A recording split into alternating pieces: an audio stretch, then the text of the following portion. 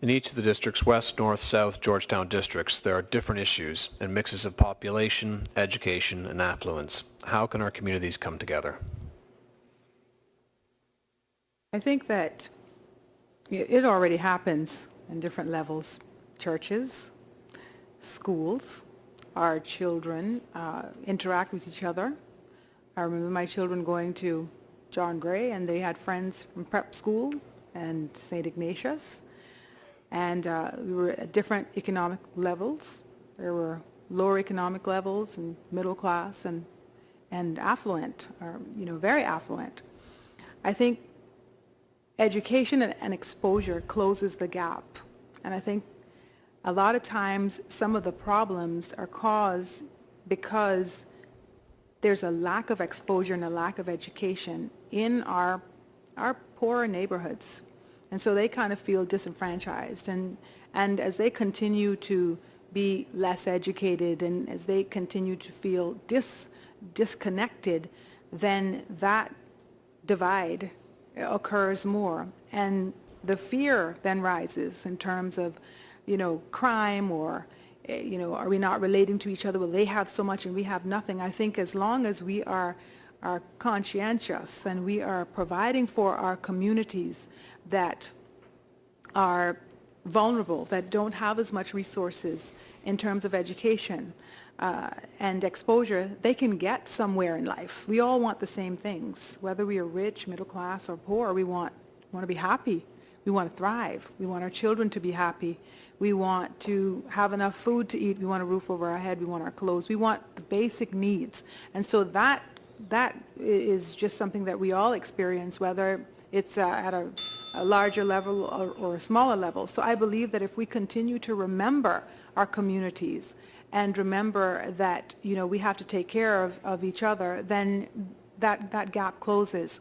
And I also believe that the communities can continue to come together in the ways that we have been, and we can share our wealth.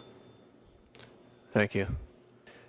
Candidates, if elected, who would you wish to form a government with, as the established political parties are likely to be the largest blocs in the LA? And what would you push for as part of said coalition?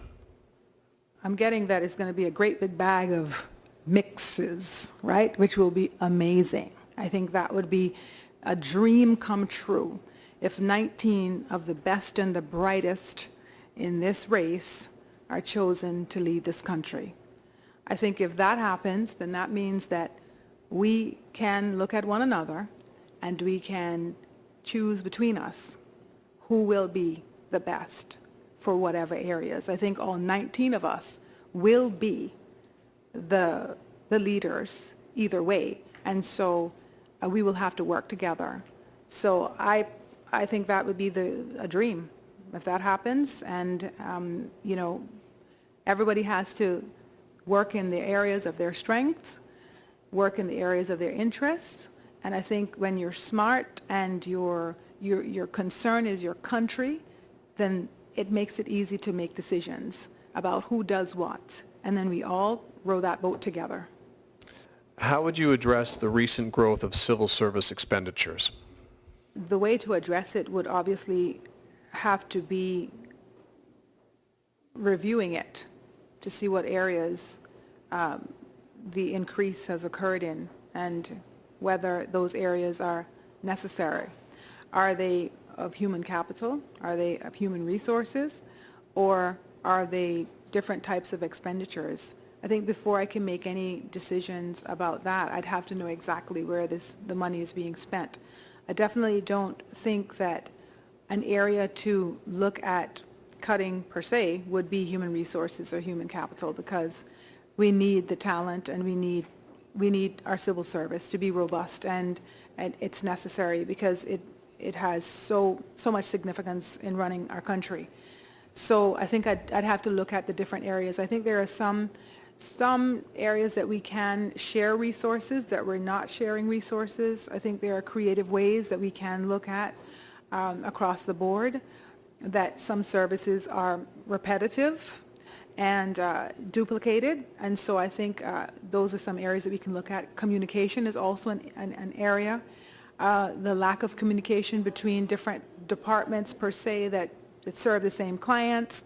The information is not as readily available, and there is that lack of communication and lack of transparency. So I think I'd have to look at across the board, how are we spending, and what can we, what areas can we look at saving, and if at all, if it's at all necessary, or if that's just a part of, the way forward. Do you feel that development for all three islands is a priority? And if so, what is your vision for those development plans? I think there's so many priorities right now that we do need to maybe break it down to what's the pressing priority of the day. I think when I consider the three islands, it would definitely have to be with communication with the three islands to identify whether or not that is something that's first of interest, and whether it will definitely, as my colleagues just rightly said, whether that's something that they're interested in as well, and what it would do for their economy.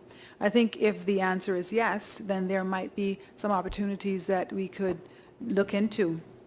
One could be an easier way to get between them, to get to Cayman Brac, get to Little Cayman, because we are three islands, and a lot of times that's kind of forgotten. We're in the Grand Cayman, and I know I worked with the Brac a lot when I was with the government as a community development manager, and I have a community development officer in the Brac, and their complaint was very much that, as soon as their young people finished high school, they came over to the Grand Cayman, they came over to the Big Island. So is that a desire of theirs, or is it just what's happening because the options in Cayman Brac are not as broad? So I think we could definitely look into that. If that answer is yes for them, then we could look at opening their economy, options of work, doing business there even. Could the government have satellite offices in the Brac where, it's one system, and Caymanians might be able to go there for 2 months, 3 months, Grand Caymanians, because they're all Caymanians. And that was one thing that was very, very close to their heart and wanting to be a part of it. I know Little Cayman has its own beauty, and I know that the residents there would have their feelings about it. So I think definitely it would have to be something that we would want to discuss with those our brothers and sisters, and figure out what would be best for all of us. Ms. Catherine Tyson. We are definitely at a crucial time in our country. We have to make some decisions, and some quick decisions. I think if we don't make those decisions this election, we may very well have a very long time for us to grab anything back and hold on to it. I believe that will be our grandchildren, our great-grandchildren. We probably won't be here to see it, because the vast amount of growth that's occurring and the people not keeping up with it is a recipe for disaster. I was a vulnerable little girl, and even being a vulnerable person, through community and family, I was able to get myself out of that situation. I became a vulnerable young woman as a single mother at 26 years old, and managed to educate myself, and now can proudly say I have 3 adult children that I raised on my own. I am very familiar with struggles and trials, and I'm also very familiar with successes. I think what we need in our country right now is a heart for the people. I think that's what's missing in our legislative assembly. I think for far too long we've thought about numbers. We are not numbers. We are people. We are real. And no matter what area we come from, we want the same things. We want to be happy, and we want to be safe. We want our children to thrive. We deserve the right to thrive in our country. We deserve to be first in our country. I believe that we need to focus on our families. We need to strengthen our families. When we strengthen our families, we strengthen ourselves. When we strengthen ourselves, we strengthen our country. I believe it's people first, not country first, because when it's people first, country will inevitably be first. I want you to vote for me because I will represent you. I will represent your needs, but I will also involve you in the process. I will be there with you, holding your hand as we walk through and we claim the fruit of our country. So on May 24th, I'm the clear choice for Georgetown South.